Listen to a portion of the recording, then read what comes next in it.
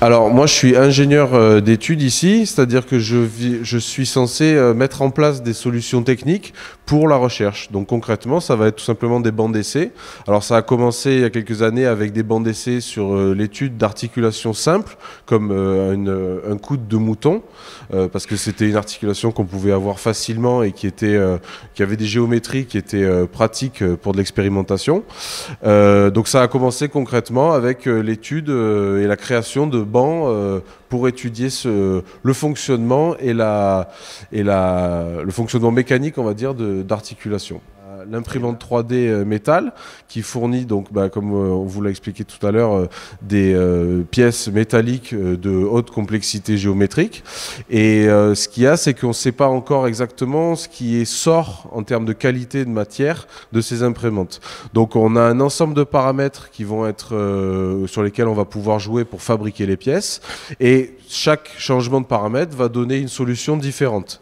Et on va chercher à trouver le jeu de paramètres optimal qui va permettre d'avoir en partie, notre objectif principal, c'est la meilleure tenue en service pour les pièces. Donc la meilleure santé matériaux.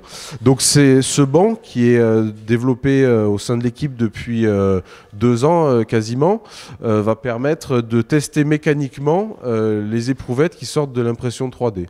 Donc on va avoir des essais dits de traction et de flexion, où on va tout simplement tirer ou faire fléchir des barreaux en métal dont on va pouvoir ensuite acquérir la déformation sous charge pour pouvoir ensuite caractériser leur qualité, la qualité du matériau. Ensuite, on va pouvoir éventuellement les faire se tordre sur elles-mêmes aussi. Donc c'est un autre mode de sollicitation qui nous permet d'avoir d'autres caractéristiques du matériau.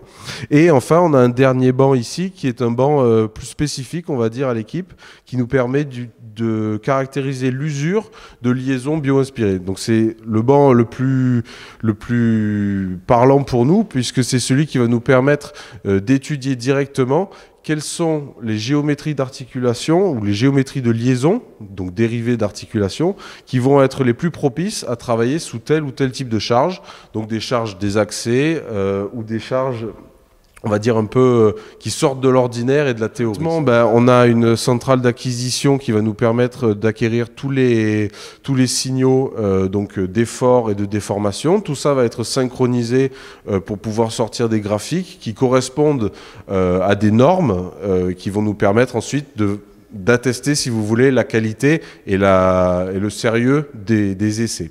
Donc tout ça, c'est ensuite centralisé par ordinateur et on extrait donc des résultats qui sont la plupart du temps des courbes ou dans ce cas précis des cartographies d'usure de liaison.